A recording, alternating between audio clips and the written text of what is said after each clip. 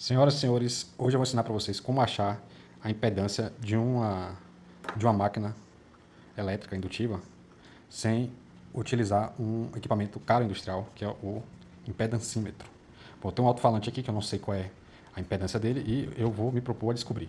Para isso eu vou usar um gerador de funções, vou usar um resistor, que eu vou selecionar arbitrariamente, e vou montar o seguinte esquema. Bom, eu tenho aqui meu gerador de funções.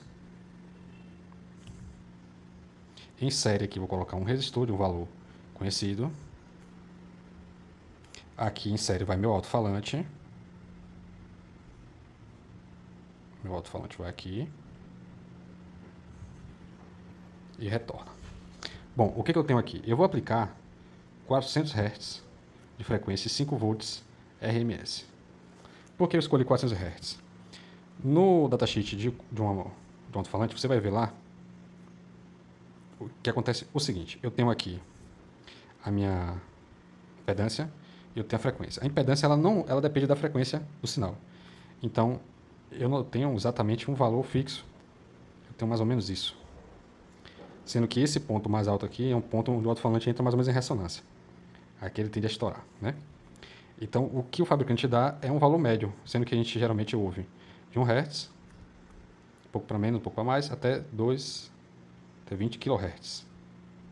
Então, a gente vai pegar uma frequência arbitrária, que são as médias, 400 Hz, para fazer a nossa medida aqui e encontrar aproximadamente o valor.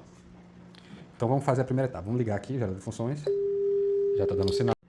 Então, vou pegar o multímetro, vou aplicar aqui no resistor e vou descobrir a minha queda de tensão em cima do resistor para encontrar a corrente. 0,7 volts. É esse valor que eu vou utilizar. De posse dessa informação, eu tenho que 0,7 volts vai ser igual a minha resistência, que é de 10, multiplicado pela corrente. Corrente vai ser igual, passo 10 para lá, 0,7 dividido por 10, minha corrente vai ser 0,07 ampere. Agora, na segunda etapa, a gente vai ver a queda de tensão em cima do alto-falante. Eu vou pegar aqui o meu multímetro, venho aqui no alto-falante, coloco aqui, deixa eu botar aqui para a gente poder enxergar, aplicando a mesma tensão, eu encontrei a minha queda de tensão, que é 0,672. Então eu tenho um novo valor aqui, a queda de tensão 0,672 vai ser igual a minha corrente multiplicada pela minha impedância. Como é que eu sei que a corrente é a mesma e por que eu mantive o resistor aqui? Porque é o seguinte, pela lei de Kirchhoff das correntes, a corrente que sai da fonte e chega na fonte tem que ser igual. Como está em série, então a corrente que passa por aqui é a mesma que passa por aqui, é a mesma que retorna à fonte, certo? Então agora nós vamos operar aqui com esses dados, e vai ser igual a 0,672 dividido por 0,07. Realizando essa subtração aqui na calculadora, eu encontrei uma impedância de 9,6 ohms. Lógico, como eu tinha dito para vocês, a impedância vai variar com a frequência. Eu usei uma frequência arbitrária. O correto seria fazer uma média dessas frequências, né? Qual é o valor mais próximo de 9,6 comercial? 8 ohms. Então eu sei que meu alto-falante ele é de 8 ohms. Ele é de 8 ohms. O mesmo esquema eu posso utilizar, por exemplo, para encontrar a impedância de um transformador que eu esteja projetando, certo?